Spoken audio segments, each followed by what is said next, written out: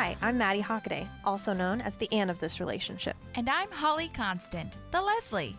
We love Parks and Rec. We love behind the scenes. And we love each other. This is literally the best Parks and Recreation rewatch show. We're your park pals. There's a park and some pals, and there's also therapy too. Welcome to Park Pals, everyone. Hello. Oh my gosh, Maddie has a new mic and it's very exciting and I can't wait to edit it and to hear it. So I just want to share that with everyone because you can't see our faces. Yes, we are hyped up about more technology. Yes, I know. It doesn't always get along with us, but that's okay. This is true. All right, so we have got Greg Pikitis. I feel like it's been a while since we've done like just a straight up review show, which doesn't seem like it probably to the listener because of the way that we've released it. But, you know, we've been doing interviews lately. Yeah, I was going to say that too. I was going to say that at the beginning and I was like, but wait, like just a week ago we released Kaboom, but I think we recorded it maybe 3 weeks ago, wouldn't you say? Yeah, I think so. 2 or so weeks maybe. Yeah, either way. It's been more than a week. Yeah, and we've done several interviews in the meantime. You've heard some of them and then some of them we're still working on getting out to you guys, so it'll be good. Yes. You just heard Purd. If you're listening to this now, you just heard Purd. So, holy shit. And if you didn't, you should go back and heard from Purd. You're right. Exactly. Yes. Go back and listen to that if you haven't already. Holy nuts. Wild. Okay. Yes. Well, so we're on Greg Pikitis. Should we get started? Oh my God. There are a lot of firsts in this episode, I feel like. Yes. So many firsts. This was, I feel I need to say this. I don't have a recap from Kaboom. So I feel like that might be a first in and of itself too. Well, we were pretty thorough, and I think having Brooklyn with us was helpful.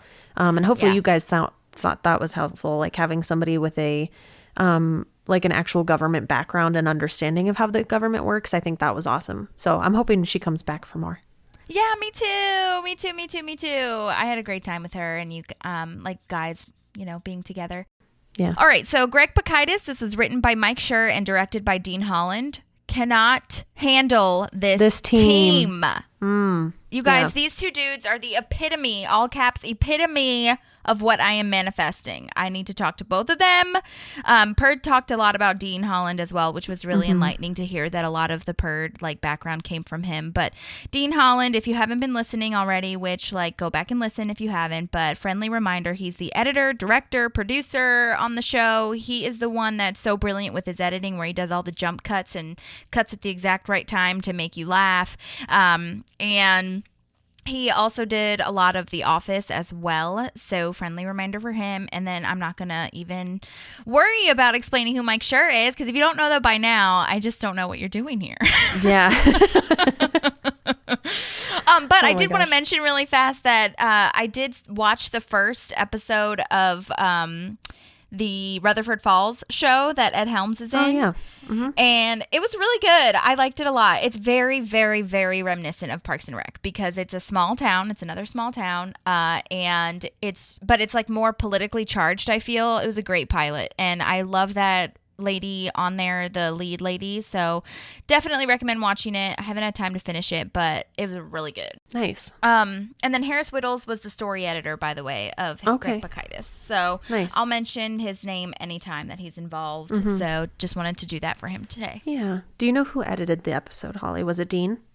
I don't know who edited it. No. I don't know that that's on IMDb. I feel like it's not as much of a claimed position. Right. There's an editing department and a sound department and stuff like that, but it doesn't really sit because there's a bunch of people editing. But yeah, I don't know who might have took the helm on this episode in particular. But Dean, since he has so much experience with editing and he also directed it or wrote it rather. He did direct it. Then he probably helped guide the editing more. Right. Well, and I was going to say, because there are a couple things like that are done with the camera work and like the editing that I really liked. So I'll have to mention those. I did see when I was watching it that Amy Poehler produced it. Okay, cool. Yeah. Well, I have written in my notes summary. I'm ready. Summary. Let's do it. Leslie and Dave spend their Halloween trying to stop an annual prank committed by one specific high schooler, Greg Pikitis. We learn there's a long history between Leslie and Pikitis and watch as she takes their rivalry a little too seriously. Meanwhile, Tom and Wendy save Anne's lame Halloween party that's filled with doctors and nurses dressed up as doctors and nurses. I know. Oh my God. They all I can't with that. dressed what they're actually doing. I don't think they got the point of Halloween. No, they really didn't. I want to put a disclaimer out there before we get started that I did my due diligence with the guest stars for this week, but there are a couple that were not noted on IMDb or Wikipedia, and I couldn't find them. So I'll let you know who those people are, but there's a couple that didn't get credited on IMDb. So weird. That's weird. I know. And you know what? A lot of times the actors have to be on top of that stuff. If they don't, keep track of it, then it might not even be listed, which sucks. Yeah. My first thing is that I tried reaching out to Greg Pikitis. His name, I'm sure you got, what's his name? Cody Klopp. Cody Klopp. Mm-hmm. Okay, yeah. I tried reaching out to him via Instagram, but he didn't get back to me. So that's okay. Maybe one day he'll see it, or he'll change his mind. But he's great. I mean, I love this character. If he wants to reach out or tell us or send us anything, I would love to know more information. And this was a cool cold open because this one actually goes with the episode of having a scene that doesn't really relate to the story. It just starts right at the story. Mm-hmm. Yeah, and I like that too. He also comes back. Pikitis makes a reappearance, so it wouldn't be weird to bring him in as a guest at a different time too. Yeah. But that's also one of the things that I like because I think he only comes back once, and it's in season 6. Yeah. It's 5 or 6, right? And so it's pretty late on in the series. So the only people that are going to really catch that are the true fans that have watched from beginning to end. So I think it's a nice little nugget for those of us that are real fans. You see, Pikitis is here again. Right. Yeah, and he still does the prank. I don't know. I know. I'd be interested to see how that happened, or if he reached out and was like, if you ever need another guest star moment of Pikitis, I'm here. But friendly reminder, he was at the prom with, I think her name is Allison, that Leslie's trying to mentor or whatever. And it turns out that she is dating Pikitis. And then Leslie's like, nope, never mind. I don't want to mentor her anymore. She has terrible judgment. Very bad judgment of character. Right. So Cody Klopp, for those of you, he's not in a ton of stuff, but I will say he's 27 years old, which is kind of puts life into perspective for me because that's how old I am. And so I look back and I'm like, holy crap, I was the same age as him when I was watching it. So that was pretty cool, which I looked back and I was like, is that accurate? And I was in high school when this episode came out. So that's accurate. He was in high school at the time. He had a part in Star Trek, which I've seen, but I didn't really recognize this character's name, called the Vulcan Bully. Yeah, I don't know. Familiar. The Vulcan. I'm so sorry. Oh gosh, yeah. I'm not I watched the newer ones, but not the Patrick Stewart ones. As much as I love Patrick Stewart, yeah. So I'm not really a Trekkie. So if anybody wants to call me out on this, I will humbly take it. Right. There's so much Star Trek has so many fucking generations, though. It's nuts. So this is where we would need to get, what's her name? Office chair model lady, who was the beauty pageant gal, because she's a Trekkie. And so, hello, we still need you, please. Yes. You can answer all our questions. Exactly. He did play, really quick, one episode parts on Ugly Betty, Criminal Minds, and Gilmore Girls. Oh, cool. I watched but I didn't all of see any Gilmore Girls, substantial but I ones. don't remember a lot of it. I've watched it a couple times, but I couldn't remember exactly who he would be either. Yeah. So, because I keep picturing him as a high schooler in Gilmore Girls, but Gilmore Girls came out quite a couple years before Parks and Rec, so he was probably a younger kid. Maybe in that show. Okay. Anyway, I loved this. It's kind of this juxtaposition where you can kind of see Leslie's nerd come in, right? That she wasn't necessarily popular in school, and he's the popular kid, oh, that's so cute that you're you're coming up to me and talking to me right now, right? Yeah. Which I just thought was funny because now she's an adult, but she's still playing that kind of that role. Right. Yeah, I totally got that too. But more so for me, I took it as like he's playing the kid who's always in detention, and he's not even like he's only popular with his little group that's always getting in trouble. Right. Yeah, that's fair. But totally. And this is the first episode, side note, that isn't based on something super real. Like in the past, when I've looked things up, I've had clips to show you of like what this might have been based on in real life. Right. But really the closest thing that a lot of people said and critics said that this was related to was not related to, but inspired by the show 24, which I don't really watch too much, but they said like when he comes like when they show at the tag, when we get there, we'll talk more about it. But like when at the tag, when he, like you can kind of sort of see him, like that was very 24 reminiscent apparently. Okay. So I have not seen that. I know it's Kiefer Sutherland. That's about it. Right. Exactly. Yeah. It's very FBI type scene. She had that cork board with his picture and yard and leading to each picture and evidence. Are people's like school pictures public domain? Because that's creepy if not. Right. Like, how did she get that picture? I know. And maybe it was on like the website or something, or she stole the yearbooks. Like this is showing how much she went into it, I feel. Oh. My gosh, there are so many moments in this show where I sit down and I'm like, how much time does she have? I know. Like, she must literally not sleep. Yeah, literally. This like, was one of the projects ridiculous. Where she's just like stayed up all night trying to figure it out. Exactly. I also love, she has this moment at her desk where she's like, or maybe somebody else is doing it. But I'm pretty sure it's him. But she's so adamant throughout the entire episode that it's him.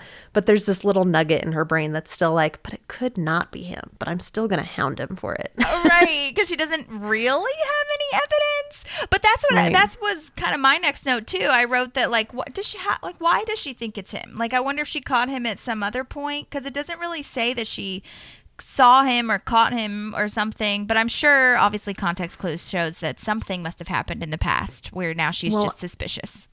Well, and I wrote a note that I want a backstory episode. I want a Pikitis versus Nope. How did this start episode? I think everybody would appreciate that. I agree. Oh my God. Yeah, I'm about it. I also love this cockiness that he has, that he's like, thanks for stopping by, Leslie. You look great. Oh, thank you. Oh my God, I know. So good. I don't know how Amy Poehler and him like didn't laugh. I'm sure they did, or they're both professionals, whatever. But I feel like I would have been laughing when she tries to block him from walking away. I also couldn't figure out where this school was. I tried. I Googled really hard, but I could not figure out where they filmed this, if this was a real school or a soundstage. It might have been the same middle school that they used for the episode 1 pilot, but I don't know. Also, like, he's eating a random peach, which is really funny to me. And, like, I don't remember eating anything in the hallways of school. Ever. I did, but it's because I skipped lunch to practice violin. So I would walk around eating my banana or whatever else I bought, like from class to class. Yeah, but I thought that was weird too. Could you tell if it was a peach or a plum? Because later he says it's a plum. I think it was a peach, and I think he's just saying so plum he's just as pulling like crap. Pulling a fast one. I thought it was a peach. Yeah, because it's orange. That's what I thought when I first saw it, but I didn't look close enough this time. Yeah, and plums are much closer to like a purple. Yeah, they're dark purple. That was not a plum. He's lying. Okay. He's lying. Yeah, he's straight up lying. Yeah, I think for the setting, just my opinion, and you can correct me if I'm wrong because you've done much more with like acting and like sets and stuff. I would figure that building a hallway on a soundstage would be much easier than building like an auditorium. So I'm wondering if they just did the hallway. Yeah, maybe soundstage situation. Yeah, because I mean, a lot of sets have those kinds of like lockers and stuff. It looks really good for a public school. If that is a set, I would highly like bravo to the set designers if they did that, because it looks really good. But yeah, I mean, they could have just rented out a school for a day or something, a couple hours. I don't know. Yeah. Or maybe it was an abandoned school. LA has a lot of abandoned like random ass sets, I feel, that are used for TV's shows. So I don't know, but yeah, maybe you're right though about like it would probably be a little easier to create that than, because you don't see the whole school, you just see that little section. So they probably didn't, if they did create it, they wouldn't have had to create lockers for the entire school. Right. That's true. Anne, I was intrigued to hear this from you because Anne says Halloween is her favorite holiday. I think that's a very rare opinion. I do know people whose favorite holidays are Halloween, but it's very interesting, and it's not really how I would peg Anne's personality, which I think it gives her a little bit of a quirk, which I like. But what is your favorite holiday? Oh my gosh, that's such a hard question. I would have to say either 4th of July or Christmas. No. That was like what I was thinking. Really? Yeah. Or Thanksgiving. Yeah. Thanksgiving was my only other one because of like the traditions that my family has around it. But yeah, those would be my top 3. Yes. Oh my gosh. Well, because 4th of July, this past, like recently, my sister, my mom, and I have been trying to do something ever since we all got, like, are now all living in the States to try to, like, get together. And we live a little closer to each other, like, since I moved to Nashville and Brooklyn moved to St. Louis. And both of our birthdays, my mom and I's birthday is in July, too. So, like, we try to have a little moment. And also, I do love fireworks. And I really support, if you can in your cul-de-sac and not like start a fire, to do like small sparklers. I like those. Yeah. That's the sucky thing about living in Arizona is we have a fire ban literally from like May, sometimes April to like September, October, just because anything can catch fire and then start the wildfires. Right. It's so dry on the West Coast, especially Arizona. It's a freaking desert. So that sucks. I do understand. Yeah, but I did that growing up. I love the sparklers. Yeah. And the firecrackers. We thought those were the bomb. Literally the bomb. The bomb. Oh my gosh. I do know a lot of people that have Halloween as their favorite. And I think that it's very interesting to me. It's because, well, not because, it's like that it's a certain kind of person that when they find each other, like, oh my God, my favorite is Halloween too. My favorite's Halloween too. And then it's because of October, I feel too. If people's favorite holiday is Halloween, then their favorite month is probably all of October. Right. Yeah, that's true. So that's a good point. This was the first time too, also when April has her sarcasm of "Yay, Anna's here," and I don't know that it was that. Yeah, I just don't know that it was that blatant before, like her sarcasm directed at Anne. But we're definitely starting to see her animosity, and there's like no reason for it. I feel. Yeah, because the spark between her and Andy hasn't started yet. Right. Yeah, I don't know. Maybe she could just be like, this person isn't even supposed to be here. And she wants to be here, and I don't want to be here. So, like, why are you here? You know? Right. Yeah. And April's just angsty. Yeah, this is true. We have a Jerry moment here too. Do we? Where she's like, yes, because she's like, listen, guys, I've told these people, the only people that are invited are the people in this room, plus Donna and Leslie. So make sure you don't say anything. And then Tom comes in and he's like, hey. Like, we're going, and he found out from Jerry. He has this sad look on his face. It's so sad. It breaks my heart a little. Well, it's because he doesn't want to let anybody down, you know? Jerry Jen. And if you really didn't want Tom to know, you should have told everybody. Yeah. But I think she also didn't want to be the bitch who was excluding someone at the same time. I know. Well, totally. And she just got there too late because that's what she was trying to do. But then like Jerry had already screwed it up, unfortunately. Yeah. Well, and then Tom has a sleaze moment where he's like, I can't wait to see how tiny your costume is. And I'm like, ugh. Gross. Sleazy Tom. Those are 2 stings right there. Yep.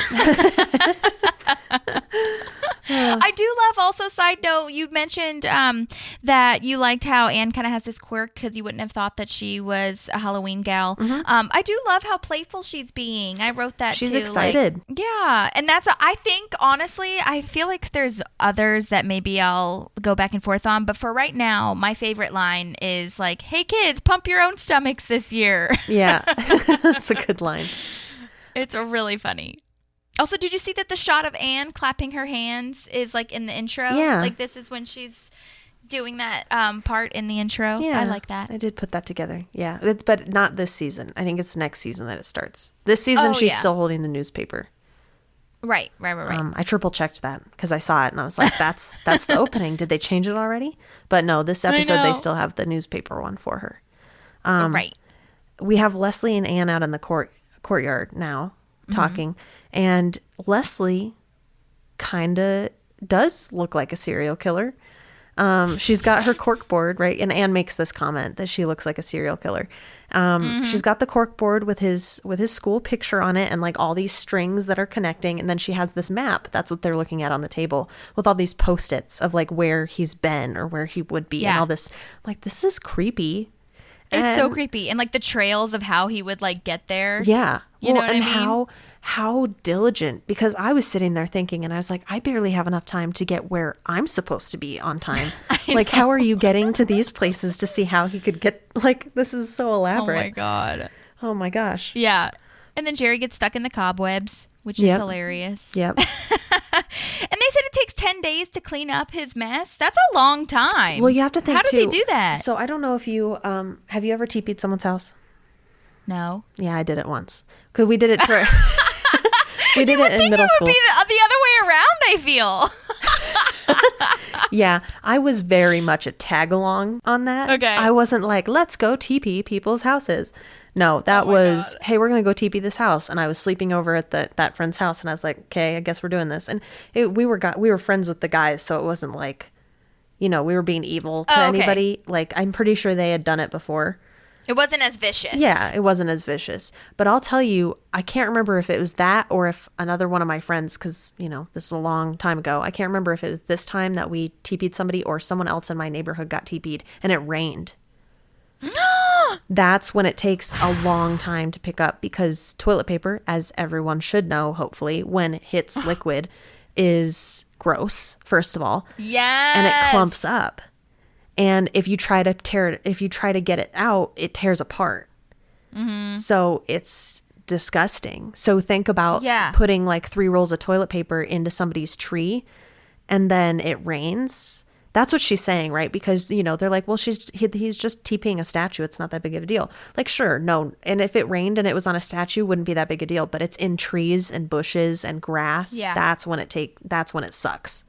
So yeah. And then he's doing, in addition to that, he's doing even more stuff, probably like defacing and all that shit. Right.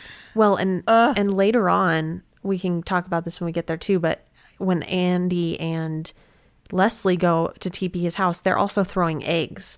So I wonder if he also has egged the property too, and that takes a long time. That's gross too. Yes. Oh my God. And then it gets like stuck on there. You have to scrape it off or something. What is it with Greg Daniels and Mike Schur and like egging things? Because that happens in The Office too. Know! Did you go back and watch this scene to see if you saw Pikitis? I have every time now I watch it. Yeah. Yep. But this is one of the things I'm talking about, right? Like with the editing or the camera work. It's got to be one or the other. Because if you're not really looking for him, you don't see him. Yeah. It's really well done. And even in the replay later, right? It's very well done where it's like, holy shit, how did I miss that? Right. But it's easy to miss. Yeah. And I think that's something that 24 was famous for. I think that's what they're talking about. But yeah, absolutely. I was like, oh my God, it's him. He's there. You totally see him. And then also they have that Jerry getting stuck in the cobwebs is such a distraction as well. So yeah, it's probably definitely both of the editing and camera work. Good job on that. And writing. I wonder who, did that, Mike Schur. Well, and I'm wondering too if did he know that the cobwebs were going to become a distraction, or was he just waiting for something to distract Leslie? Probably. Like, how long was he waiting? Yeah, I would assume that he was just waiting, or he probably just was going to sneak in without a distraction and Leslie wouldn't have seen him anyways. But well, he had the mustache on. Right.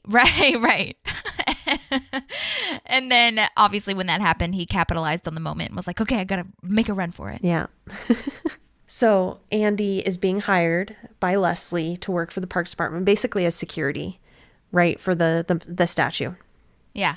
And he's not paying attention, and she checks in with him to see if he got it, right? And he's right. He's like, wait, what? And I just had a flashback to being a teacher, because I feel like that's your life, and anybody who is out there and listening, and as a teacher or even a parent, you say something and then they're immediately like, okay, but like what are we supposed to be doing? And you're like, are you kidding me? I just explained all of this. Like, yes, I just explained all of this. But this whole interaction is wonderful to me for a couple of reasons.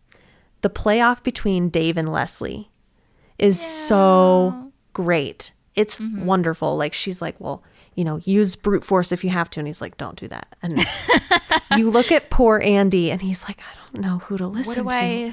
Yeah. Wait. He's already not understanding. So now he's even more confused. You're just adding more confusion onto him. What are you doing? Yes. These are two improv masters. Just like the timing is so perfect. Yeah, it's beautiful. And I would love to know if that was all improv or if that was written. I'm sure they did parts that were improv, right? Yeah. But I think you're right. Just having that skill set of being able to hop off of each other like that was just so well done. And then, I mean, of course, Chris Pratt does a beautiful job of playing that, like, I'm so confused face, right? And then Leslie, like, does her little nod, like, yeah, do it, without Dave being able to see. And Andy smiles, and Dave's like, no, don't do that. He's like, oh, yeah, okay, I don't know what I'm supposed to do. Oh, right, yeah. What a great trio to be in front of the camera working together. Yeah, it's beautiful. I have another thing to say. I have many things to say about this because I just loved this scene. Yeah. The other thing is, though, when I think about how this scene goes and then everything with Leslie and Dave following the rest of the episode, Ben would have never let her do this.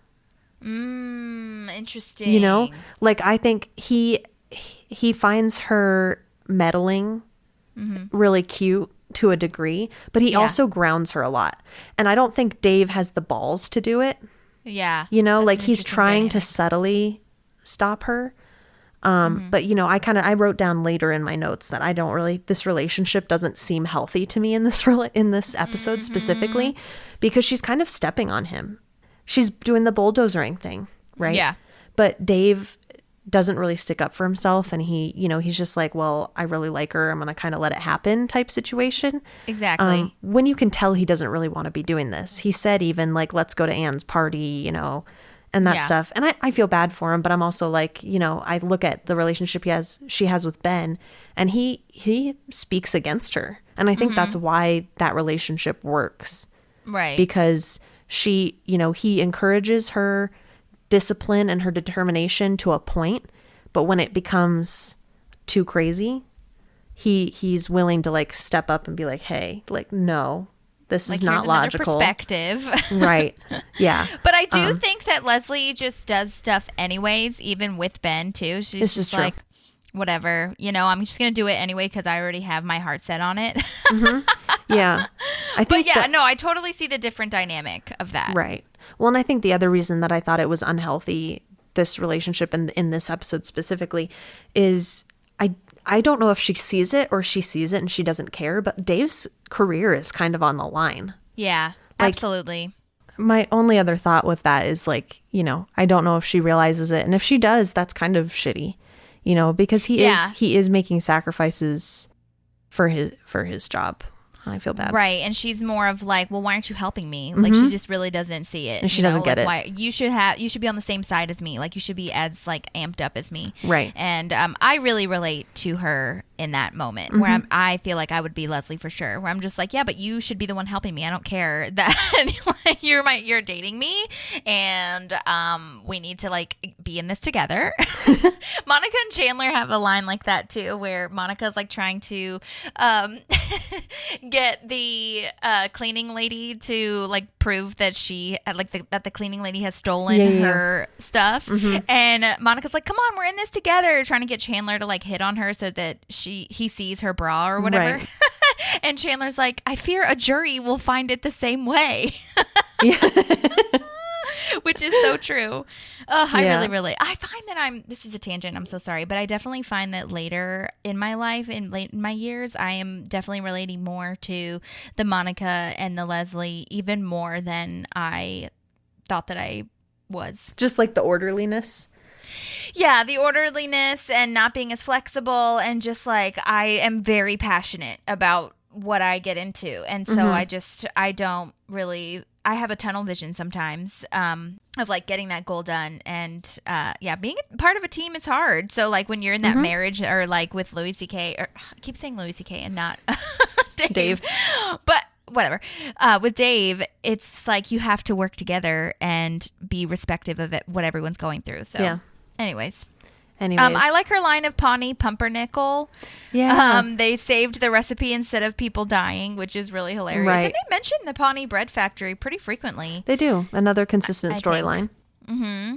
Yeah. And then Andy's on the Pawnee payroll, which is the first time I think we hear that. Yeah, and this is his first job, right? Mm-hmm. She's given it to him, and this is my favorite line, and I did not write it down word for word. So when we post it, I'll make sure to look it up and write it down for you, like line for line.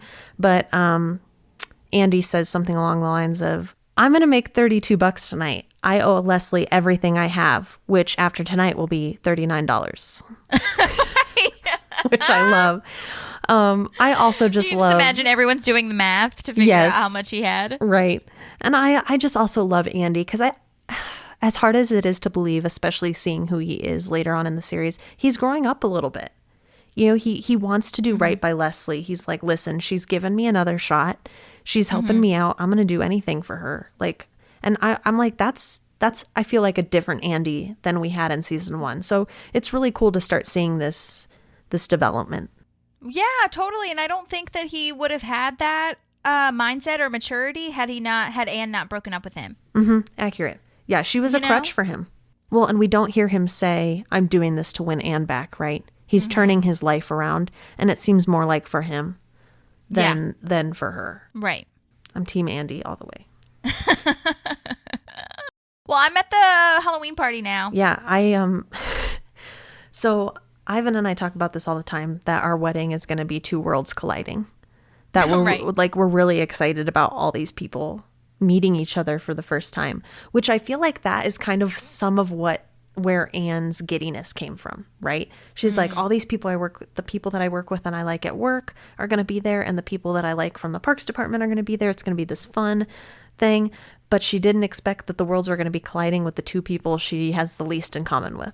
Right. So it's basically her and that two are very bosses. stone-faced, like as it is. So their personalities are already like kind of awkward and cold, and no one knows how to interact with that. Like when one person is cold-faced or stone-faced, the other person has to be like pick up the slack, and neither of them are willing to do that.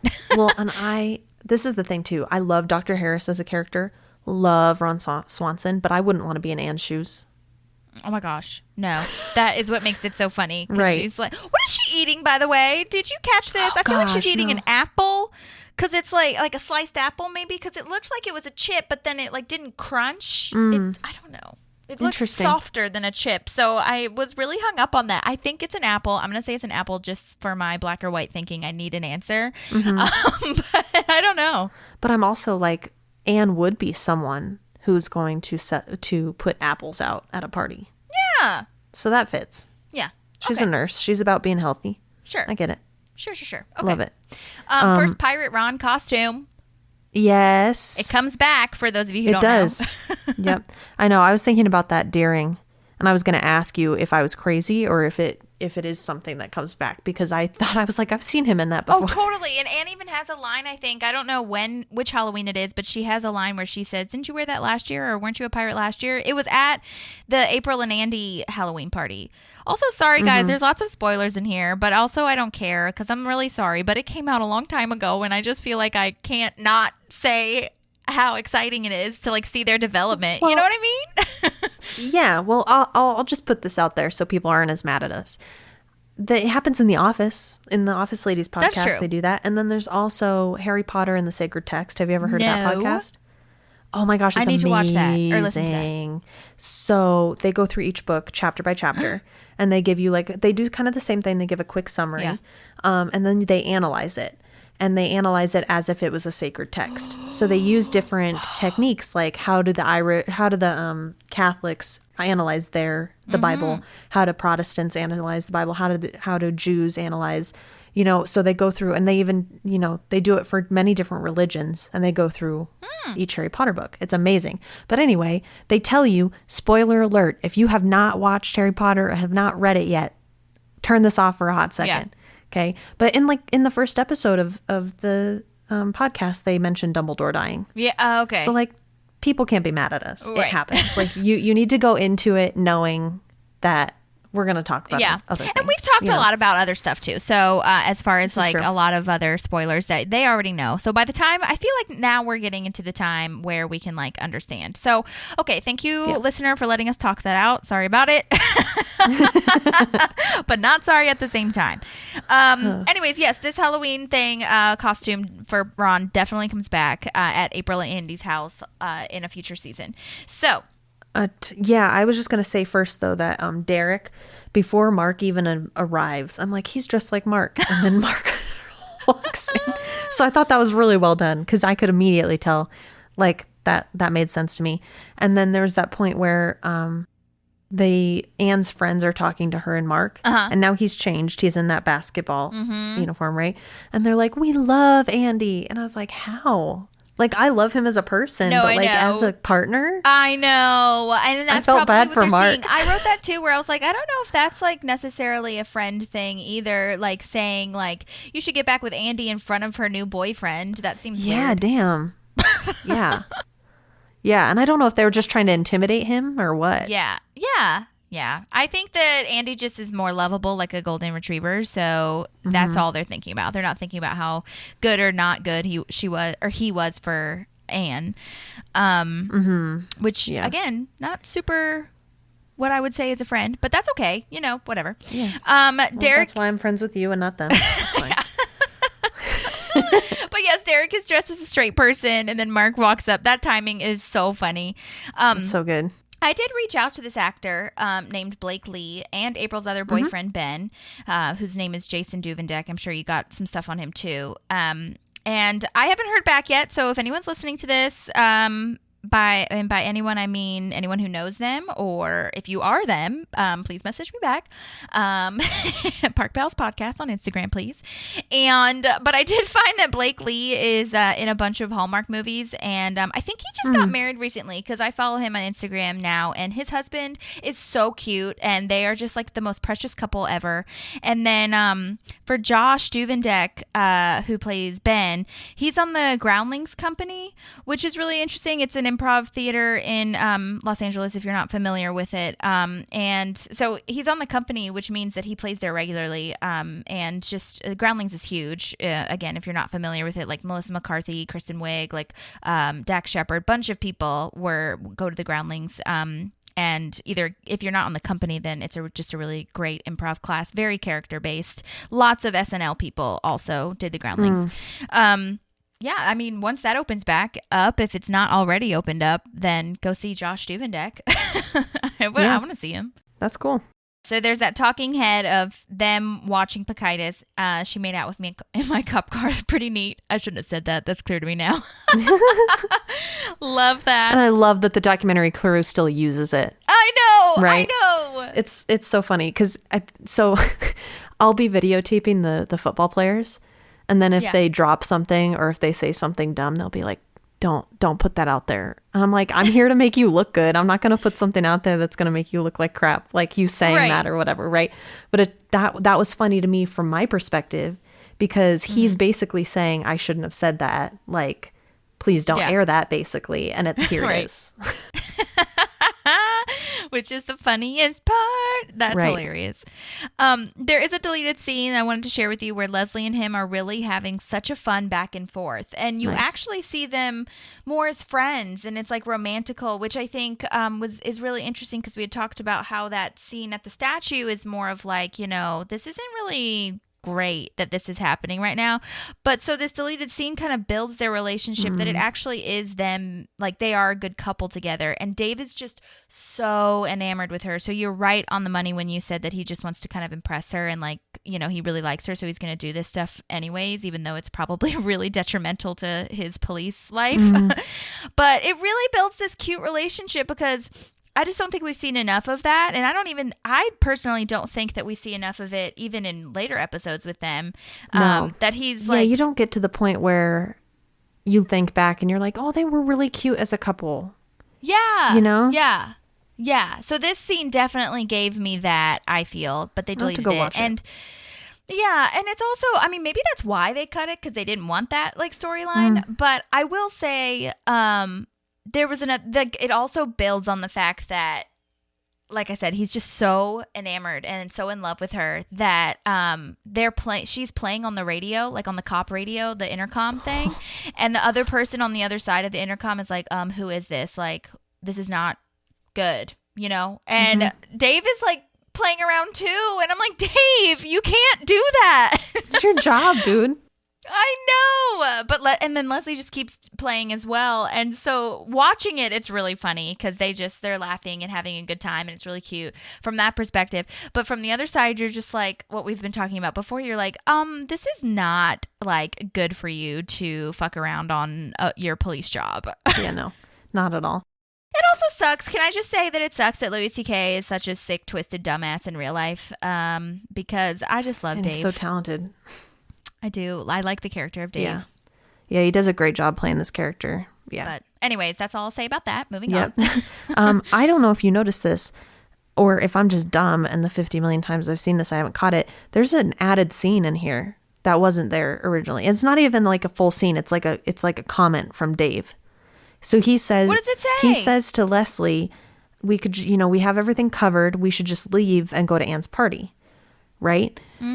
Well, then he turns to the camera and he says, because, like, that's part of my route, to kind of justify why they would go to her party when apparently he's on duty or whatever. Yes. But that I've never seen that before until I watched it when getting ready for this. So I'm wondering if that they were like, well, it's just 10 extra seconds and it adds something. So they, opened it up. It could be. It could very well be. I know they're doing that with The Office, so maybe they're doing it for Parks and Rec too. Oh my gosh. If you guys are Office fans, which I'm pretty sure you are if you're listening to this, the Peacock deleted scenes that they show on The Office are amazing. They don't have all of them, but like there are serious through lines with these deleted scenes. They're not just throwaways. It's wild. They like take out a lot of stuff, obviously because of time constraints, and they did a great job even with the cutting the scenes, but it's nuts. So yeah, I can't.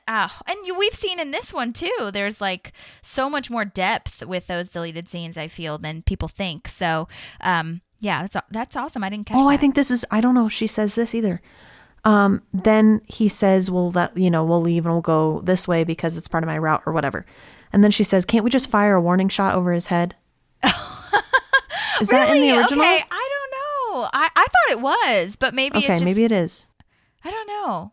Because usually on Wikipedia it'll say, or Parks Wiki, it'll say like they added deleted scenes after on the website, and then it'll explain which deleted scenes they added. And that wasn't part of it, but that doesn't mean that it wasn't a deleted scene, because they filmed so much shit and they only released probably a little bit of it to the audience after the fact. So right. Well, and it's not even like a full scene, right? It's actually just like a continuation of what was already happening. So it's harder to catch if it was a deleted scene or not. Okay, well, fans, weigh in here if you are listening to this and tell us if you agree or don't agree. I'd be very interested. But good catch, regardless. And it is interesting because even if it wasn't a deleted line, I can just say that I am finding a lot of stuff that I didn't catch before, even though I am a mega fan and I've watched this 100,000 times. We're watching it with a research perspective now, which is so different than just watching it in the background or watching it as a fan to just have on for entertainment. So it's very different. So it very well could be that you just missed it as a fan, but maybe it was a deleted scene. So yeah, we'll see. Yeah. I'm back at these nurses, by the way. What I do have is I don't have one of her friends. Okay. I don't have the first one that's trying to get Mark to go home. I have the second one, whose name is Paula, and in real life her name is Nicole Pettis, who's had a little bit of a stint on Brooklyn Nine-Nine, Dexter, and Cold Case. Yeah, I had nothing on the other friend. See, that's what I'm talking about. Okay, the other friend. Did you find anything? The other friend that I found was Jean Simpson. Okay. Yeah, Jean Simpson. She played Diane. She is on IMDb. Okay. As far as I could tell. And so she... Yeah, I looked in the wrong spot. I don't know, but she's definitely, or maybe there was another friend that we missed, but Jean was the second one, and she came back for flu season and meet and greet. Like, we see her come back a couple times as the nurse, obviously. But I researched both of them, and maybe this is where the disconnect was. I don't know. I did look up both of their names, and I can't find their social medias or websites or anything. So I do wonder if maybe they just have it private because they don't want people reaching out to them. I did find Nicole Pettis's Actors Access page, which is a casting site. So good job on her for having her resume up there. She's done a ton of stuff. But yeah, I looked them up because I wanted to get some, I wanted to chat with them, but I didn't find them. So if they are listening or if anyone knows them, that'd be great. But if not, they did a great job. And I really had fun laughing at them or with them, rather. Well, this is also so weird to me as a friend thing to do. Try to get your, this makes me think, has Anne been cheated on before? Like, what douchebag actually says yes and goes home and doesn't know that it's a ploy? Right. And then like the second one, I love Mark's look to camera after it happens the second time is exactly how I feel. Because then you're wondering, like, is this really a test, or do you really want to, like, are you a friend of Anne's and not a friend of Anne's and you're just trying to fuck me? What? Right. Yeah. Oh my God. That was the perfect look to camera. It's beautifully done. My next line that I have is where she says that Pikitis is looking turdish, and Dave is like, turdish, and she's like, yes, like a turd, like a little turd. I love that line. That's so good. I want to punch this kid. Oh, man. Pikitis, like, just watching him mess around with the skateboards, very well casted. That kid did a great job making me want to, like, hate him. He did great. What a annoying, obnoxious kid. Yeah, very, very well done. The next note I have is just the way she yells Pikitis is my favorite. Pikitis! Yeah. That comes back too. Yeah. That's such a signature. Like, she says that, or she yells in the next episode he's in. Yeah, and it's only 2 episodes, but it's like monumental. I don't know if you've ever seen How I Met Your Mother. I have, but I'm not as huge of a fan of it. Yeah, I mean, it's not, I like it. Not fan. I don't. I phrased that wrong. I am a fan. I just don't know as much about it. Exactly. Right. Haven't watched it over and over again. Same dealio here. But my brother just made his girlfriend watch it with him. And so I've seen a couple episodes and, recently, and it makes me think of Robin Scherbatsky, like, hates this coworker she has, Patrice. And so she always yells, "No one asked you, Patrice." I do remember that part. Yeah. Robin is Kobe Smulders, yeah, right? Yeah. Okay, yeah. Okay. Who she's actually married to somebody who was on SNL. Oh, wow. Yeah. I love her. I think she's great. Agreed. Huge fan. Yeah. But yeah, no, I remember the Patrice part. Yeah. That's really interesting. So that's what I think of. And that's the thing too. It's like the people who made the character famous are not the actual character. Like, Leslie made Pikitis famous, and Robin made Patrice famous. You know what I mean? Yeah. Or a signature. So that's fascinating to me. Yeah, that's good stuff. This part where Leslie grabs the pit. Gross. And I've never caught this before, but she just goes, "Believe me now?" Like, so quiet. And Dave is so confused. He's like, "What? Why would I believe you now?" Like, right. It's a what are pit. you talking about? Oh my God. That she says it's still warm. That's gross. So nasty. That's I got disgusting. a real nasty feeling in my heart when she said that. Yeah, agreed.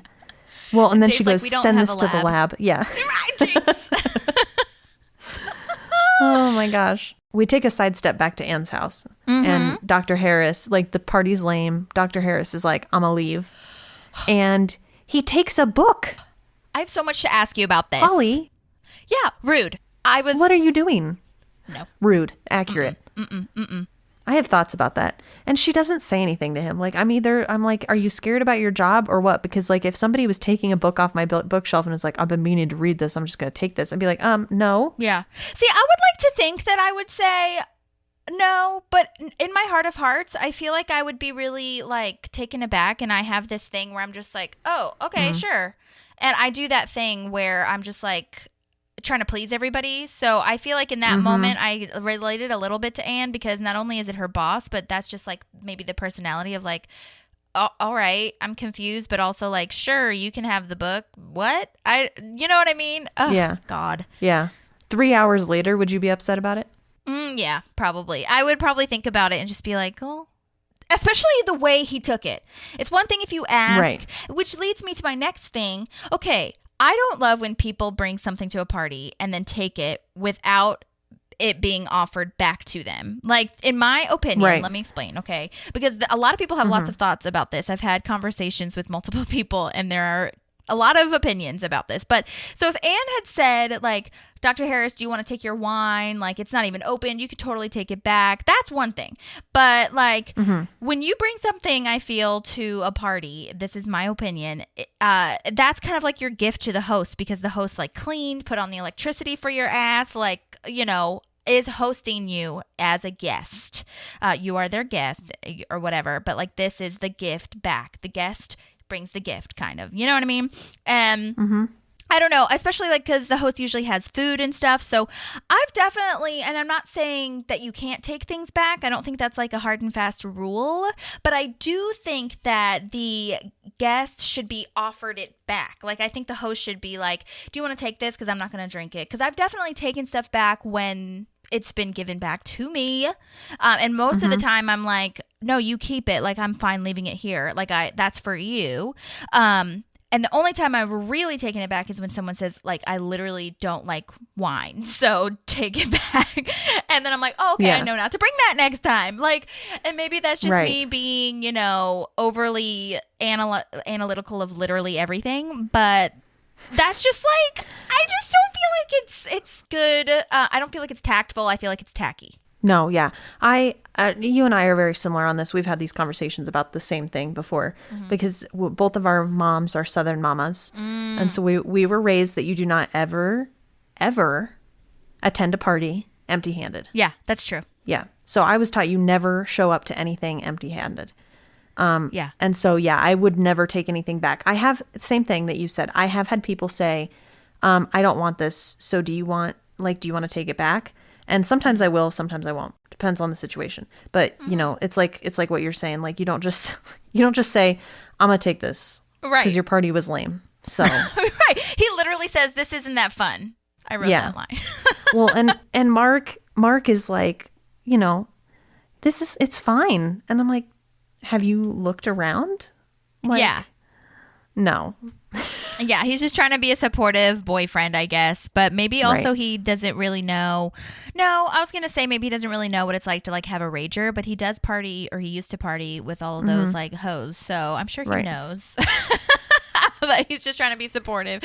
And I mean, you know, in full like well-roundedness perspective, like that is Dr. Harris's personality character. So I get what they're doing, but it definitely made me feel something in some kind of way, which is the point of entertainment in general. But I was like, no, that's mean. That's rude. There is a deleted scene here where April says Derek broke up with her so he can focus more on his boyfriend, but she thinks that's just an excuse. So it's very interesting because we don't see too much detail about the Derek, Ben, April vibe relationship. And that's when she starts drinking straight from the vodka bottle. So they cut that part out. So she starts drinking from the vodka bottle, and then there's this later scene when Anne asks if they worked it all out, and April was like, yeah, Derek and Ben are basically dating each other, and I'm gonna still make out with Ben when they're drunk. And then they agreed that they could see other people, but if April makes out with any other gay guys, she has to tell them and disclose that info. And I was like, wasn't it like basically their deal before, but now there's just more rules around it? And then Derek says, Derek is like, but we're not going to define it. And they're explaining this situation to Anne. And Anne's like, yeah, good thinking, like sarcastically, because that's impossible to define or label. Like, what the fuck is even happening? I'm almost glad they left that out, because now when we see the relationship ending for real, it's kind of under April's maturity. She's growing and she's like, this is, you know, I actually want to take a relationship seriously. Yeah. And I'm going to step away from this. Right. So I like and that. She's starting to find someone that she can actually do that with, or that she would want to do that with, you know? Whereas, you know, in this relationship, it's more, or quote unquote relationship, you know, No judgment. Okay, like 5% judgment. But 95%, like, I get it. We're not conforming. Don't put people in boxes. But also, what? Like, she doesn't, I don't think this is real. You know, it's not sustainable is what I'm trying to get at. Right, exactly. I love her face makeup. I think it fits oh my her gosh, very me well. too. I forgot to say that earlier. Did you notice that there was a rando police officer that brings Pikitis in? No. Yeah, there's a random officer. I think must have been an extra or something. And I was like, why are there more people involved in this? Right.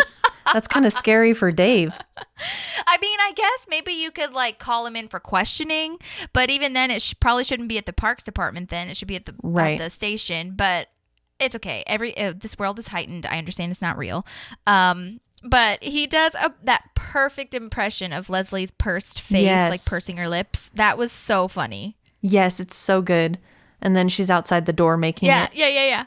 Yeah, and then we have the introduction of Burt Macklin. Yes! Andy is giving birth to the FBI agent right now, and I'm so excited about it. Big deal! I work for the FBI. He comes in with his shirt all tucked in. Yeah. Oh my god, that is hilarious. I love that whole shtick is great for me. I know, and then poor little Andy starts crying because Pikitis is so mean. I know. He's being a jerk. Yeah.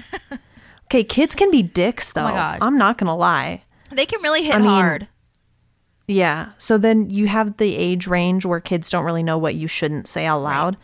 Like when I was teaching first grade and I came to school one day and it had been like, it was just a really rough morning. So I hadn't had time to put makeup on. And they're like, yeah, you don't look as pretty today. Yeah. So they don't really have that processing of like, maybe I shouldn't say this out loud. Oh, right. Right. But then there's the age of kids, which you get into like middle school, early high school, where they're super hormonal and they know how to push the buttons and they're not afraid to do it. They're not afraid to hurt people's feelings. Right. And their only world right now is like their present moment. You know what I mean? So they're not thinking about how this is going to affect you and adults on the other hand have 800,000 other things on their plate. So like we're already like freaked out and, you know, stressed and whatever. So to have a middle schooler tell you that or an elementary schooler or whoever makes it all the worse. It's awful. Yeah, I know. I feel so bad for Andy, especially because kids are terrible. We're seeing him step up, right? We're seing him want to be a better guy, and now he's crying. I feel so bad. I know. This whole thing, I was like, fuck you, Pikitis. Yeah. I know that. I was trying to take the higher road, but I was feeling some kind of way. Same. And then, so I am back at the party. And I can't remember if this was before or after Pikitis, but basically Ron feels comfortable for some reason saying that almonds give him the squirts because he can't find any mounds. Seriously, though, that is so awkward. Like, why is that being brought up around people you work with?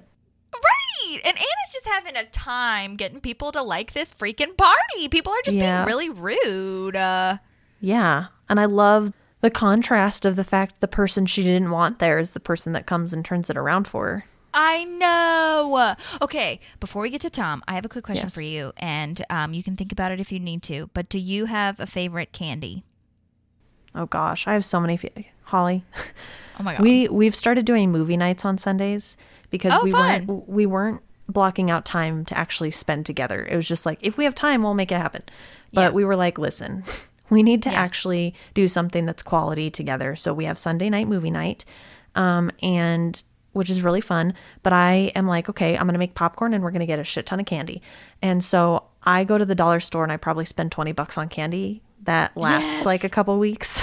I love I just go dollar store. overboard. Yeah, but I really like Skittles.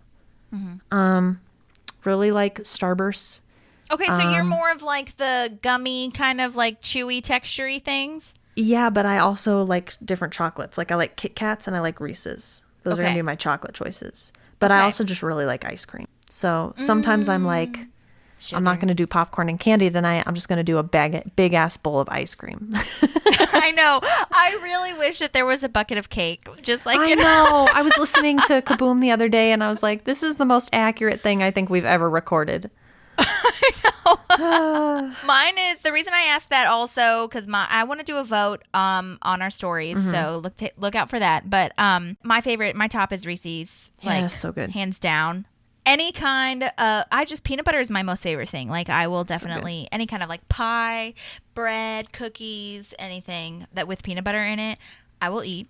But yeah, and now Reese's has all these like new things coming out. It's like smaller ones with like the Reese Pieces inside of the cup and like it's like wild. So yeah, when Ron said that his favorite or that he wanted to do Almond Joy instead, Mounds instead of Almond Joy, I was like, I wonder what my favorite would be. Yeah. But also like stop being so picky and just be grateful that you're at a fucking party that you did not host. This is another reason Clearly I've had issues in the past with people being ungrateful. Yeah. I have a lot of resentment and I'm very like sorry about that, but also like get it together. Anyways. This is another reason we need to go to Vegas together though, because the Hershey's store there has a wall of Reese's and different kinds that you like you can fill a bag up with. Yeah. Oh my God. Yeah. I would do that. Yep. Okay. So yeah, Tom comes in. Okay. Here's all the things that I have before we get to Tom. So first of all, crappy Halloweeners. That is hilarious. That is on the park's wall. Love that. Yep. So funny. Andy laughs at it and I think that's funny. Secondly, I don't know if you guys caught this, but so when he comes in as Burt Macklin, he throws the mug against the wall and then that whiteboard easel thing falls. And I was like, I wonder if that was meant to happen because it's fucking hilarious and way too choreographed well if that did happen like on purpose, but it might have been an accident. So that's that. And then Tom has this sweet moment where I might have to make a sweet Tom sting. I don't know. I might have to. He has his moments. Yeah. He does. But anyways, he makes the party better. And I love Tom and Wendy as friends. I wish they could have stayed friends because they make such a good team. So they do, and it made sense as to what, because, I feel like as an audience, sometimes we question like, how have they lasted so long when it's a fake marriage? Yeah. But their personalities are really similar and they were friends first. So it just kind of, I think this is a really beautiful interpretation of that. But sadly, we also see that Tom might actually feel for her on a deeper level. We're seeing that in his eyes. Like, I don't want us to have to split up. I know. Yeah. Cause she's talking to Ron and saying, thank you. I know you know about us. Thanks for not, saying anything. But we'll have a divorce party soon. And that the camera zooms in on Tom and he's just, so sad. Good acting to Aziz. Which I also have to say, if this was a fake marriage to get your green card, I don't feel like it's a safe option to put together a divorce party. Because if anybody was investigating your case, that doesn't look good. I know, just gonna put it out there. Oh, yeah. But yeah, and she has that great line of when of Anne saying, thanks for being a doctor and not dressing like a doctor. And then she's like, who would be boring enough to do that? Yeah. And then that's the shot of the nurses in the kitchen. Why is everyone in the kitchen? Yeah, that's where the food is. Love that. But this reminds me, and this is something that I'll have to post as well. So Tom does a sketch in Human Giant, that sketch show that I've been talking about a lot, called Swagger Coach. And he teaches Zach Galifianakis how to have swagger. And this is so Tom. So I think that Human Giant was obviously before, but I don't know if they were doing it. No, they weren't doing it at the same time as Parks and Rec, or if there was any overlap. So I'll definitely have to send that / post that because it is very reminiscent of who Tom was. And then now I'm at fake mom of Pikitis coming in. Her name is Kelly Holden Bashar. Last thing she did as an actor was 2018, but she does have a podcast called Sonder, the Improvised Podcast. So check that out. I'm sure, it makes total sense that she's an improviser. Everyone is in this show. It's amazing. She's such a Karen. This was so great. Her acting was phenomenal. Yes. Oh my God. I don't know who to call about you when she points at Andy. The President of the United States of America. Fine. Oh my God. His DNA is all over it, I assume, says Leslie. Yes. Peach. And again, the back and forth, because Dave under his breath is like, we don't know that. Right. Exactly. And then I have a note here too, back at Anne's house, a friendly reminder that Anne's house is at 5655 Murrieta Avenue. I maybe shouldn't have said that, but also this is public knowledge. So for Parks and Rec fans, so I feel like that's normal. Don't know if anyone lives there. I'm sure that they do. Probably very similar to the house in Breaking Bad. When I drove through New Mexico, saw a bunch of people paused there to take pictures. So that's probably what happens at Anne's house. Again, 5655 Murrieta Avenue in Van Nuys. But back at Anne's house, they're dancing. There's a nurses versus doctor game where they all take shots of vodka, which, like, what even was the game? Like, the game is just like shots. I think it was who finished it first. But then both sides of the table are giving each other high fives. And I'm like, there's no way both sides won. So what is this? Yeah, they're just drinking. It's totally fine. Whatever. Yeah. I had a funny note, too, that Ron likes the pirate costume of April's other boyfriend, Ben. I know. It's a beautiful interaction, honestly. Like, excellent. And we have Dave leaves, right? Yep. And so now it's just Leslie and Andy, and they're chilling and they're having drinks. And they decide they're going to go TP Greg's house. Yeah, and I love Andy's line too here. I might have to make a sweet Andy sting or something when he says to Leslie, "You're the coolest person I've ever met." I love that. Yeah. I go home when you go home. I know. Great interaction. Yeah, it's beautiful. And, you know, we do see a little bit of Andy-Leslie relationship throughout the series. So this is kind of the beginning of that. Yes, which is beautiful. Exactly. Yeah, I think she saw potential in him when other people didn't. Right. But she did it in a really respectful way where I feel like she wasn't going behind Anne or anything, you know? I think it was... Yeah. It was, you know... I agree. Not that Anne would be upset, but I think it was just very beautifully done. Yeah. They are using the toilet paper they cleaned up in the office because I see them with the trash bags, right? So they're recycling. Which is great. And so they're, you know, they get there. First of all, how do they know where Greg lives? Dude, that's scary. Another thing that Leslie is being a creeper on, investigating. Yeah, I bet you it was on that map she had. Yep. She probably already had it picked out. She didn't even have to Google or anything. Right. She already had it. She knows the route to get there, too.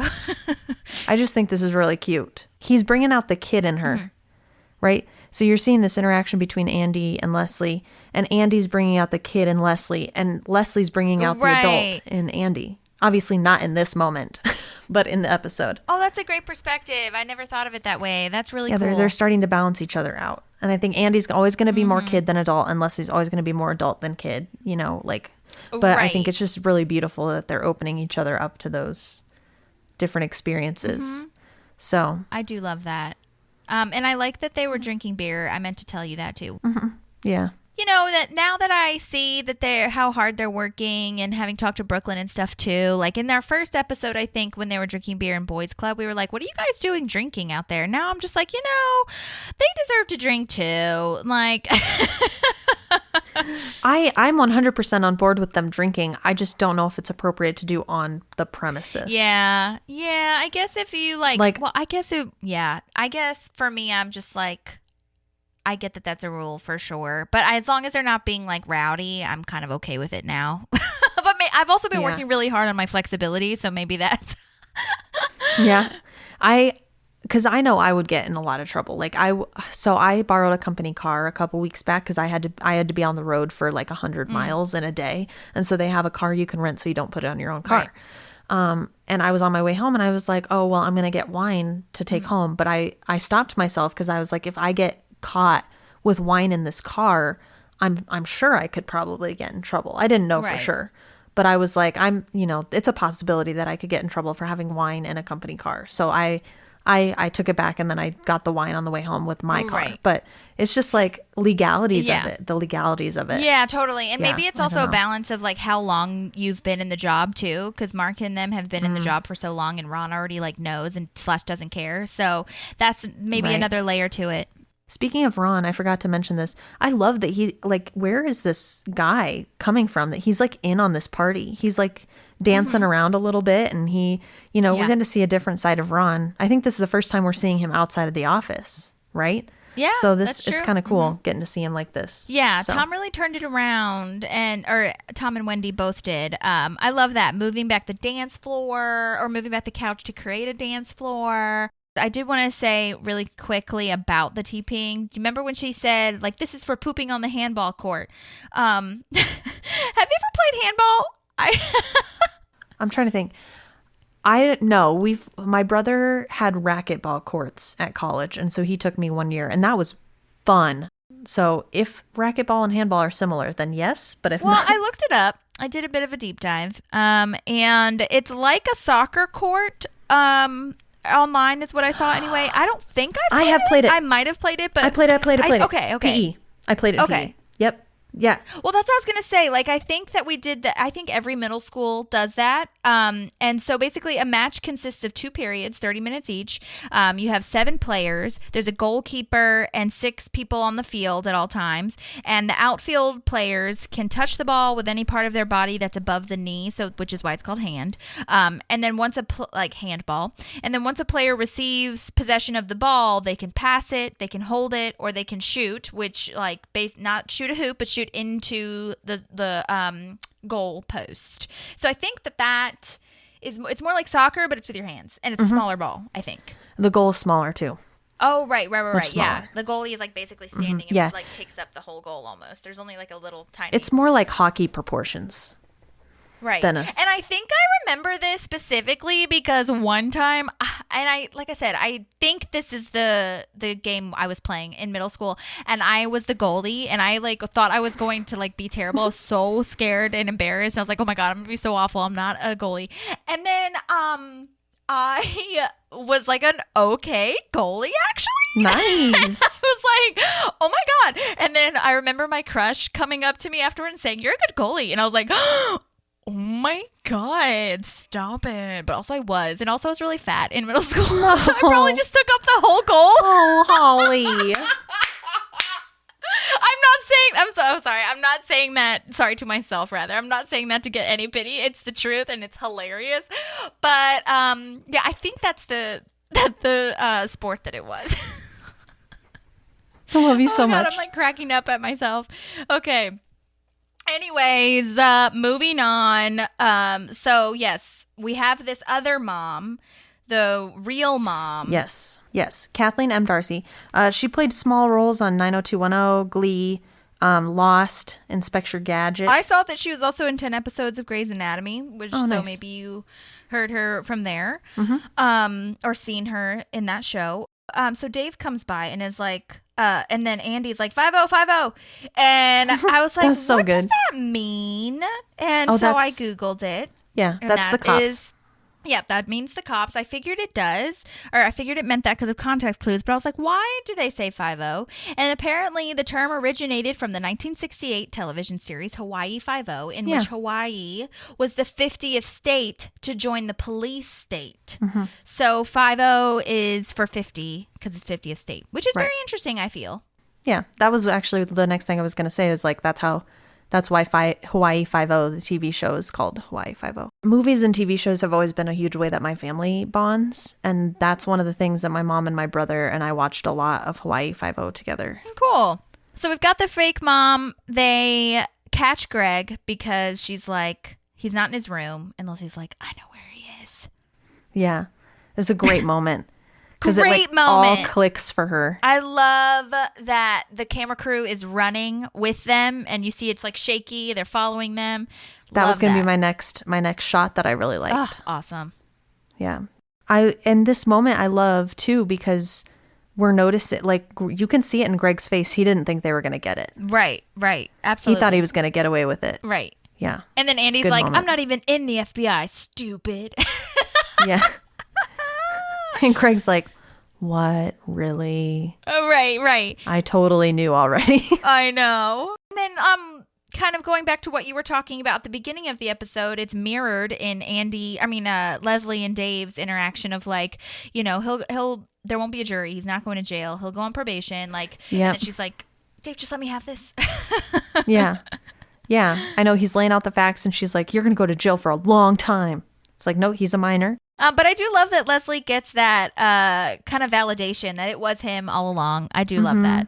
Yeah, I know. Because she did have that little bean inside of her that was like, could be somebody else. Oh, right. But I'm so happy that she got to be there for like catching him and everything. Right.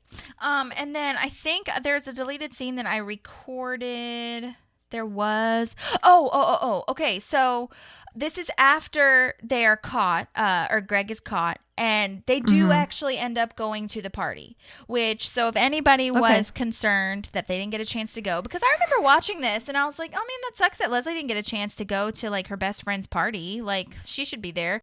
They do end up going, but it was very late after the party was already over.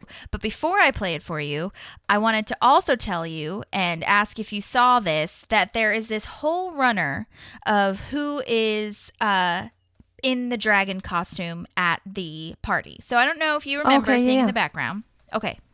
So you see in the background, there's this like green monster dragon thing, and Anne keeps like bumping into him, and she thinks it's Andy, and she asks who it is, and the dragon just keeps roaring, like literally saying whoever is in there is like, roar. And it's so weird.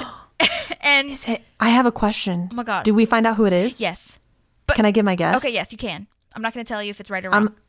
I'm going to guess it's Jerry. Okay. So he almost passes out. Well, it is a he, so okay. He almost passes out, and it's all like sweaty and suffocating. And then one of Anne's nurse friends says, I approve, because Mark takes off the hat, and it reveals that it is Jerry. So good job for you. I was like, he's the only person that we haven't seen there. Right, exactly. And I was like, that sucks that got cut, because that's even more of like a Jerry moment. Oh my gosh, that we've seen before of him. Like, he's passed out. Mark is like fanning him, giving him water. It's so funny. So yes, Jerry was in that costume, if anyone was curious. And that ties into this next deleted scene. So I will play it for you.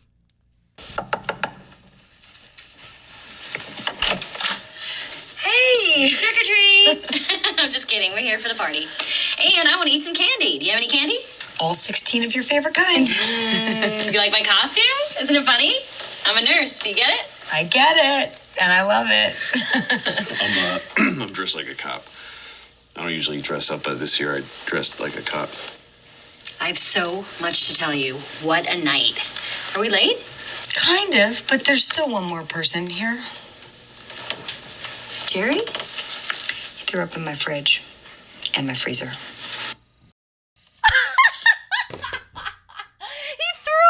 Fridge and my freezer. Gross. And yeah, like, that's so gross. Hearing it, obviously you don't see the visual, but yeah, in the background the camera kind of like zooms in on Jerry, like totally passed out on Anne's couch. And it's really cute because there's no sarcasm for Anne. She doesn't say like, yeah, it's over, you know, thanks though. She's just happy to see her, and she's very patient. I just loved that scene. It was very beautifully done. Yeah, I love that. And I love that she has all her favorite candies ready. Right. Yeah, I thought of you when I was playing that, because you said that you have a bunch, like 16 favorite candies. Yeah, I'm definitely Leslie when it comes to candy. Yeah, 100%. My next thing's the tag. Yep, me too. And I love Leslie's hair here. Oh, I do too. I like it pulled up in the back. I like that a lot. Mm-hmm. The way they end this, I guess 24 is kind of the reference you're getting, but like I love when they're like murder mysteries or things like that. Mm-hmm. And I absolutely love when they put everything together at the end. They show you where all the hints were in the movie. Right. Like, exactly. I love that. So I thought it was a beautifully wrapped up episode. Me too. Yes, I love that they showed how he was in that dumpster the entire time. And then it made me think, like, so the dock crew knew he was in there? Yeah, gross, first of all. But, like, the dock crew just, like, let it happen. And that, again, shows, like, that they are just observing. They can't say or intervene in anything. He makes eye contact with them, too, as he's leaving. Exactly. So they 100% knew the whole time. He is such a turd. Yeah. How did that little turd do it? Is what she says. Yeah. It's her favorite word. Well, that's Greg Pikitis.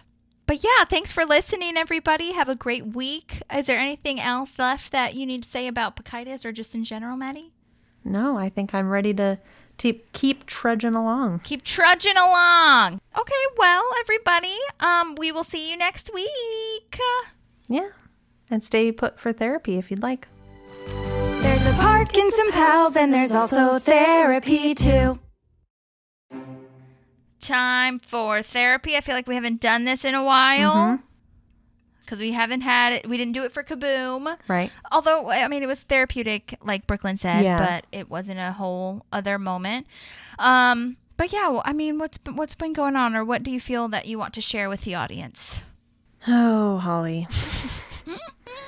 Last night we lost our game. Oh no! The Granite Backs or Silverbacks? The Granite Mountain Silverbacks lost our first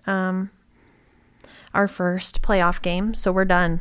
Oh man, sad. Yeah, I was really praying for them. Yeah, I'm having a hard time grasping it. Yeah. I don't know if you've seen this in me. I don't know if you know this about me. I am extremely competitive when it comes to sports. Yeah. Like almost to an unhealthy level. So I'm down on the field with those guys every game. And I start to feel like part of the team. And I'm not playing, but like But you are a part of the team. Right, Not the physical football, like throwing team. Like you're not throwing the football, but you are a part of the team. Right. And I just get so, like, I was so pissed off last night. And I woke up this morning and I'm really upset about it. And yeah, so it's been a lot, and I was really hard on the guys. The guys were really upset last night, and that was the other thing that was really hard for me, was like seeing some of the guys that I feel like I'm pretty close-ish with, especially when we're just on the sidelines together, being really upset. And one of them isn't coming back next season because he's reached his limit, and he's like, I'm not going to come back. And this was going to be his season that that we went somewhere. And it's partially disappointing because it's a team we should have beat. I was going to ask that. Yeah, that's part of it. And then the other part was the referees. It was really, really stressful with the referees. They made a lot of calls that weren't fair, in my opinion. And that's one thing I will say. I get very competitive, but I can also see when a call is accurate. So if we're getting a call against us, I'm not going to be like, no, that's not fair, if it was. Right. But there were a couple calls in the game that I didn't agree with, and I didn't think they were well called, and that pissed the guys off too, because one of them could have won us the game. And that's, I think, when it got really frustrating. Was it close? Close? It was relatively close. Okay. There was a call that they made that moved the other team 10 yards closer to the end zone. That's one thing. And then there was a fumble that we recovered that had us about 15 yards from our end zone. And then they called it back and said, no, it was the other team's ball. So, and none of us have understood what that call was, because even if they called it incomplete, they shouldn't have had the ball there. They should have had the ball at the original line of scrimmage. So that was really frustrating for the team as well, because we could have scored a touchdown on that. Are these the same referees that have always been the referees, or were they different? There were a couple was different there any ones. extenuating circumstances? There were a couple that were new to me, and then there's one that I really like. He and I usually talk. He's pretty cool. I like him. But the other guys, there's one ref, and I don't know if it's the same one that was here last weekend. But last weekend, I wasn't here, Right. and that game was really frustrating. We lost that one too. But they ejected our coach from that game. Because he got so mad? Because he got really mad, and he got a flag. That's fair, unsportsmanlike behavior or whatever. But the ref went and he filed a report and said, actually, we threw 2 flags on him, so he's ejected and he can't coach the next game. So Ivan and I worked this week. Well, it was mostly Ivan, and I edited it. Worked on an appeal. Because you can't have 2 flags on the same play, if that makes sense. If you're throwing a flag for the coach having unsportsmanlike conduct, you can't throw a second one at the same incident. Yeah. And that's in the rules. So Ivan did all this research, and he wrote this letter, and he sent me this letter to edit, and he's like, so the referee blatantly lied and is against our team. And I was like, whoa. Yeah. We're coming in too biased. hot. I'm going to edit this, because if we want them to appeal that decision, we have to come across not like that. So I edited it, but we won the appeal, and our coach got to coach yesterday. Wow. Which I'm glad, because I think That's it a would have big been deal for you guys. Like, that's a huge accomplishment, I feel. Yeah, huge deal. And it wouldn't have happened if you didn't do that hard work. So that's wild. Right. So it's been a lot, and I'm really upset, and I'm emotional, and my school ended this week too. So right. which is great. I'm way more upset about the football team.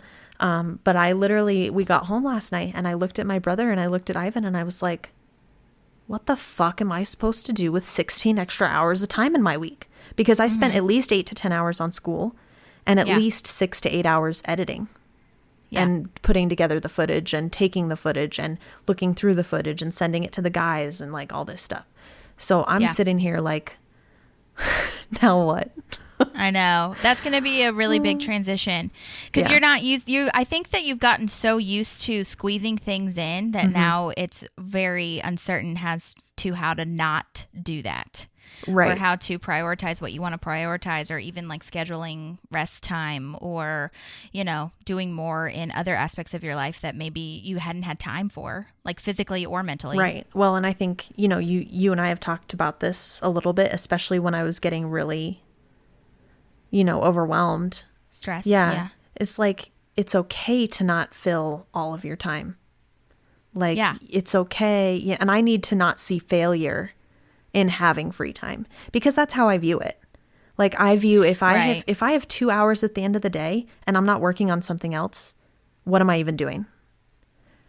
Yeah. It's not healthy. And that gets you burnt out, and then you won't be able to do anything ever. Right. And then the failure thinking mindset goes even further. Right. So it's like, I'm like, I can't think that way. I need to think about it a little bit more healthily, if that makes sense. And, be okay with giving myself 2 hours at the end of the day if I need it to, to have to myself and to take care of myself. And I think, and this is a whole nother level that I don't want to go into today, but I think, first of all, I've always been this way. I've always had this personality, but I think there's a lot of stuff in my head and in my heart. And I think if I give myself free time, that's when I think about it. And I think my brain's like, no, I'm not doing it. Nope. Right. Fill my time so we don't have to deal with this shit. Avoidance. Yeah, exactly. So I think what you could do with your 16 hours is find a therapist. I know. That's what I literally am going to do. Because that was on your back burner for a while too. Well, and I literally just talked to some coworkers about that the other night. We all work at the same place, very stressful job. And I told them, I said, they had the same thoughts I did, right? They were like, I need to go to therapy. I need a therapist, but where am I going to put it in my schedule? And it takes so much time to find somebody you trust that you want to share that stuff with. So it's just going to be about setting out to do it. And I'm going to put aside some time, I think, to go see my mom again. Even though she was just told the Singaporean government won't let her back in until at least August. So we do have a little bit more time. But yeah, I'm going to just fill my time with blessing in disguise, maybe. Yeah, but I'm going to try to fill my time with more relaxing things than than that. I mean, one thing I was thinking about, and this is the last thing I'll say, and I want to hear what's been going on with you. No, I want to talk about this. I think this is good. The one thing that I've been putting off, because I literally I've not had a free hour. Like, and I feel like you know that, because Holly has been so patient with me and with my stupid schedule and with me trying to fit this in and have it work for both of us. Like, you've been so patient with me, and I really appreciate it. And I'm hoping that moving forward, like, now that I have all this free time, and if I don't end up working this other job with the other football team, like, then I'll just, it will not be so hard for us to find time. But I have not had a free hour to say, I'm going to go get a massage. And, and that might sound like, oh, that's like a really spa type thing, like a really fancy thing to do. But like, I have to go regularly for my arm. Because, it's needed. Yeah. I mean, first of all, and also, even if it was a spa thing to do, like, who the fuck cares? Right, that's what you get to choose your time with. But do you see where my problem is? I feel like if somebody puts weight on it, if you're relaxing, then that means you're not actually doing anything. Right. And that's because I think that to give yourself a little bit of grace, like, that is what you've been doing for your entire life, Maddie. Like, especially in probably started in college or wherever it started, but you had a very hectic high school life as well.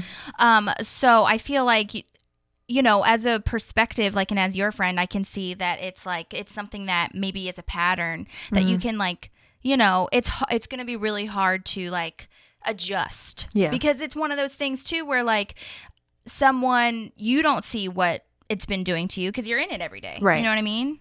Yeah. So you're just like, this is just who I am. This is what I do. And you've made it a habit almost. So to just have it like completely cut out like all at once with like the school ending and the football team ending is very jarring. Yeah. So yeah, that's something to think about. Definitely.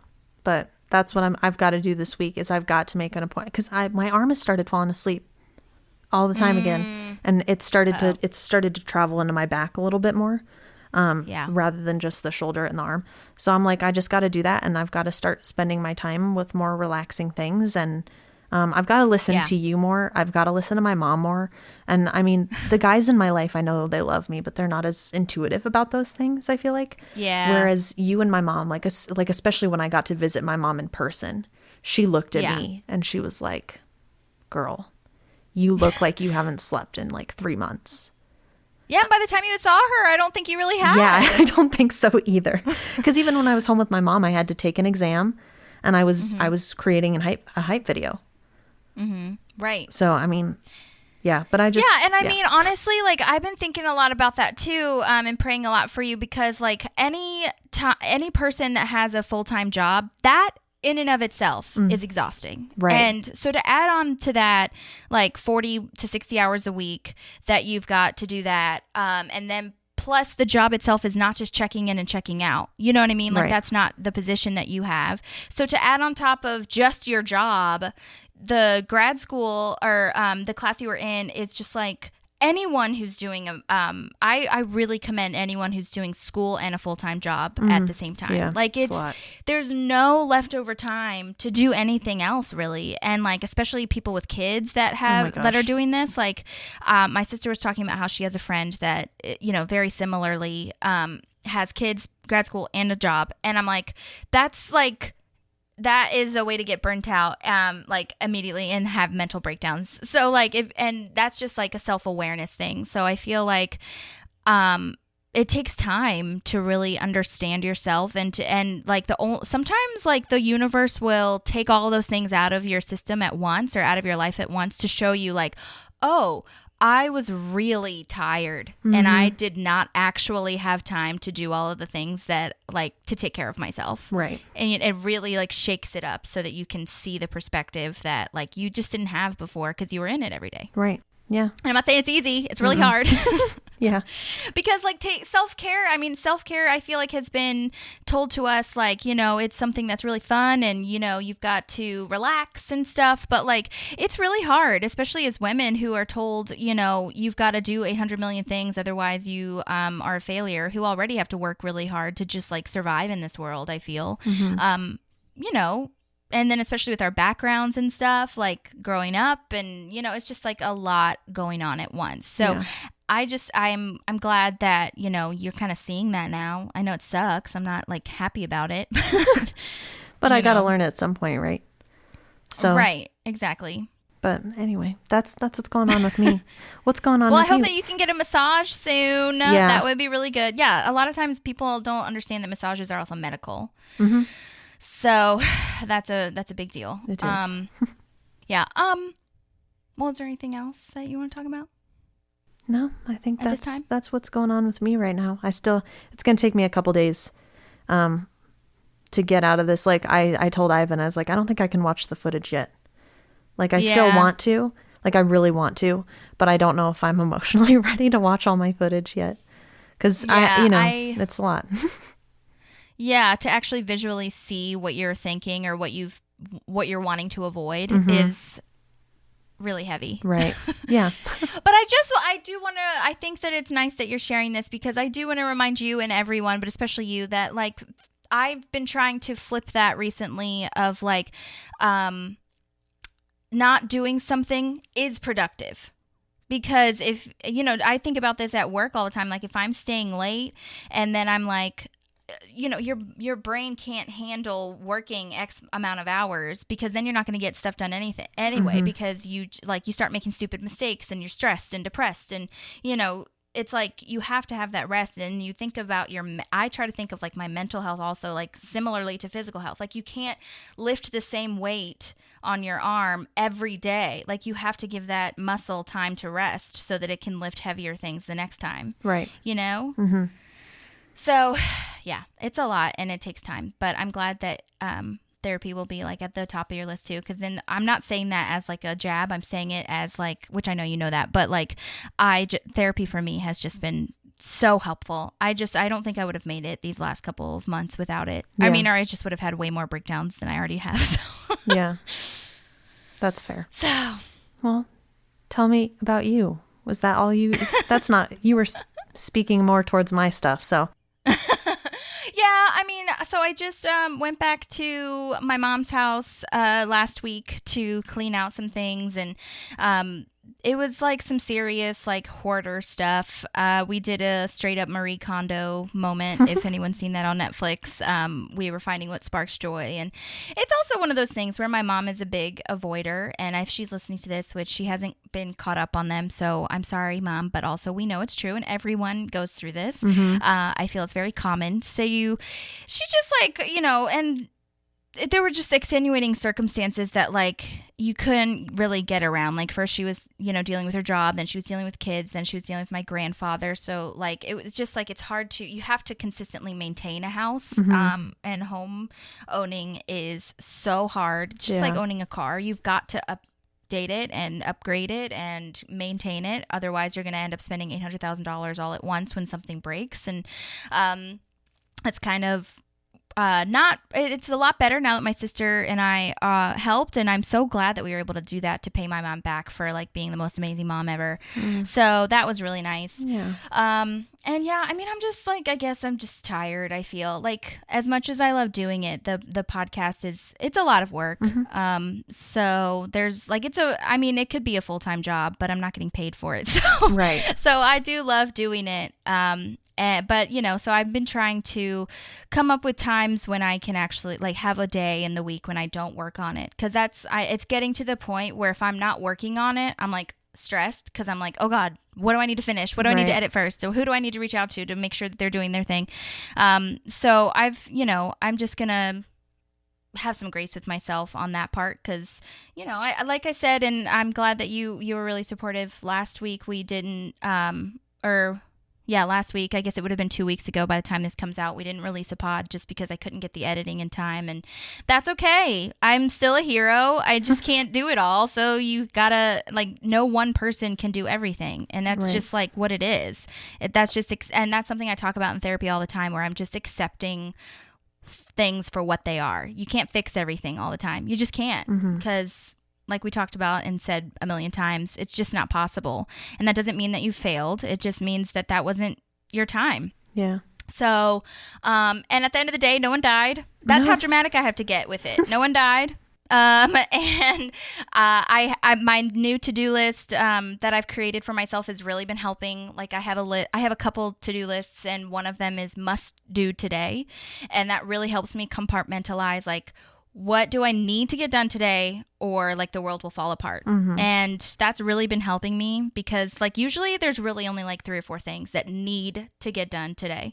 And then the other ones I'm like, do the weekend, do this during the week, like just space it out, because I can't squeeze stuff in. I've learned that. I don't operate that way. I'm just not good at it. And it stresses me the fuck out. And I can't live my life like that anymore. I used to, like in college, but and even 5 years after college, and even like to this day, I still struggle with it. But I definitely have been more self-aware. And it's funny, because the more you're in therapy, the more you become self-aware of all the shit that you need to like fix. That's why I'm saying therapy's not easy. I do love it, but like it's really hard, and it's raw, and it makes you come to light a lot of things that you've been working on, or maybe that you have been falling short on. So so this week and the last couple weeks, I've just been trying to be more direct in what I need.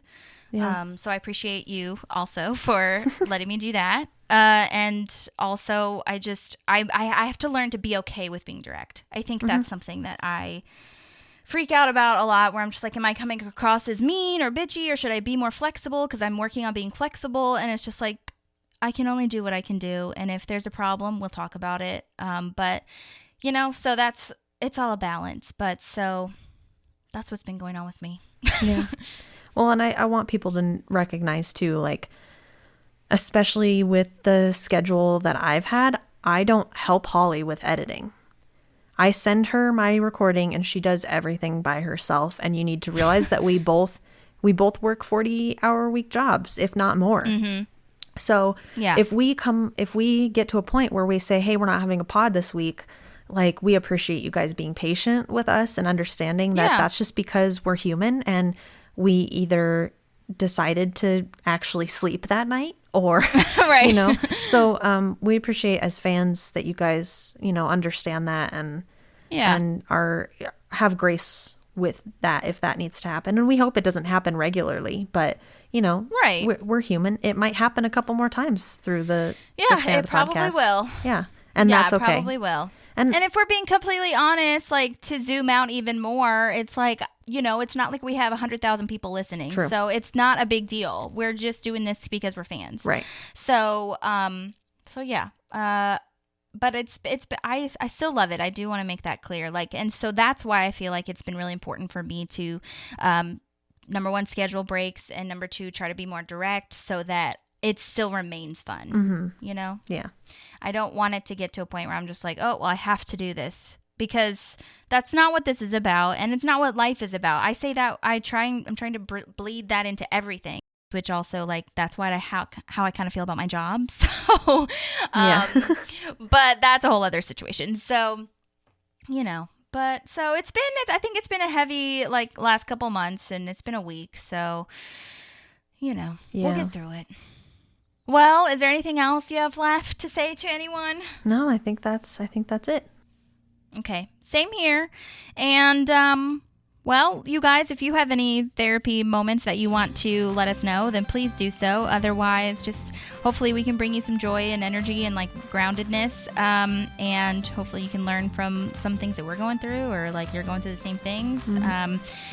But yeah, thanks again. Hope you enjoyed Purd. I am still reeling off of the fact that that has happened. So thank you, Purd. Thank you, Jay. And I'm excited for you to hear our next guest as well, which will be next week. And let us know if you have any thoughts. But other than that, we'll see you next week, guys. Have a great rest of your month, week, whenever you're listening to this. Bye. Bye. There's a park and some pals, and there's also therapy too.